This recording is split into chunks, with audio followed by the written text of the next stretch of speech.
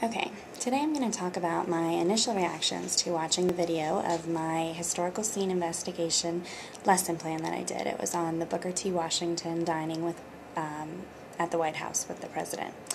I was pretty excited to see myself teaching on the video just because I was looking forward to viewing some of the things that may have not been picked up by my peers in the critique session that we had after the lesson. And it also is an opportunity to look at my bad habits. I tend to talk with my hands a lot, and I found myself talking with my hands several times. So walking through the video, my initial reaction to the objectives and guiding questions, I felt that I should have switched my order of the opener and the objectives. When the lesson began, I sat for about 2 minutes going over the objectives and the guiding question while the students were not doing anything. And so I feel like in a normal classroom setting that could have led to poor classroom management, poor behavior on the students' part, depending on the classroom environment. So if I were to do it again, I think I would switch those two, the order that I chose to do them in my lesson. I think for the opener, I gave some great time parameters. I said at the onset, okay, you have 3 minutes to do your think, and then 3 minutes to do your pair, and then we're going to share, and I was able to be flexible within those time limits as well. I did walk around the room and I gave them some scaffolding when it came time to the sharing of that opener, their input on the opener. I initially opened the floor to comments, and I received all over the timeline different events and people and that sort of thing, and I felt that I realized quickly that I needed to give some scaffolding to make the discussion organized and pointed discussion instead of just random bits and pieces thrown in by the students. I found that I was a little slow on the transition of the explanation of the Skim-C.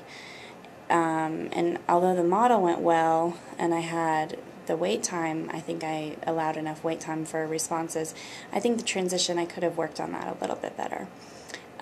I definitely needed to provide the students with a big picture. This was brought up in the tuning protocol and the pushing feedback. And watching the video, I really see that I did not give them an endpoint with which to look at. I believe the video also shows the rushing that I had because of the time constraints. I could see some stress on my face. I was constantly looking at the clock. And also the students, like I know Sloan was a little frustrated because she was looking at the primary sources, and I was like, okay, move on to the next one, move on to the next one, and so I could see some stress in the students just by their, what they had said, and also their body language. Following the Skim-C activity, I did have a discussion of the big picture, so what event did everyone reconstruct, but I didn't really have a transition. I just kind of let them say it and then went into my closer, and I think I could have tied that in a little bit better. The closer, I think I had great instructions. The student input, the share time, only one student actually said what their sentence was, and if I could have done it all over again, I would have allowed a couple of different sentences, because the written responses I received varied depending on how they perceived the primary sources. But then again, my time constraints is probably why I only allowed one student to put in their input. Okay, I'm going to go on to some of the questions that we answered for the video reflection.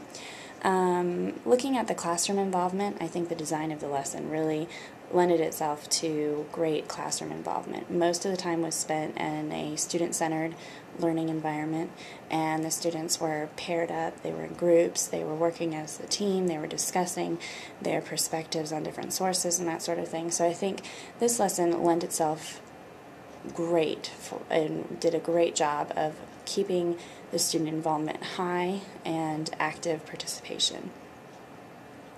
Some of the questions that I found myself asking for the students were more than one word questions. Like, for example, in the opener with the timeline, I said, okay, what kinds of things did you have for 1850s to 1865 and for Black history? And I had multiple different student levels of input, whether it was events, people, that sort of thing. So I did a great job with that. I did find a couple questions that, I felt like maybe because I was trying to get the answer out of them really quick, that I could have given the answer a little bit too quickly or only wanted one word answer. But for most of the questions, I think I had multiple responses and was really a scaffolding for discussion. The role I played in the lesson was that of a facilitator and a co-learner. I was able to allow the students to be the experts on the information. They were the ones that told me what they thought these sources were. Maybe I guided them with some comments or, oh, what did you think about this? But I think I really let them be the ones who were determining and doing the investigation rather than me telling them what it was. Intellectual risk, I think the design of this lesson, again, lent itself to allowing the students to take the intellectual risks. They were discussing in groups, they were telling their peers how they interpreted the different primary sources, so I think their interpretation and active discussion showed that there were intellectual risks within the lesson. Also, I think that I could have limited the sources a little bit more off the fly when I initially realized that I had way too many. I tried to, okay, here's what we're going to do, divide and conquer, but I think that I probably could have just gone around and quickly pulled out 5 or 6 sources and said, all right, you start with these, you start with these, and see what you can come up with those, and then with the extras, then if you have extra time, then you can start looking into the other sources. And I feel like my time crunch not only put some stress on the students, but also on myself as the teacher. So overall, my initial reactions to watching the video were generally good. I definitely saw areas for improvement, some that were mentioned by my peers in the pushing feedback, but also some that I realized on my own just with watching the video. So, thanks.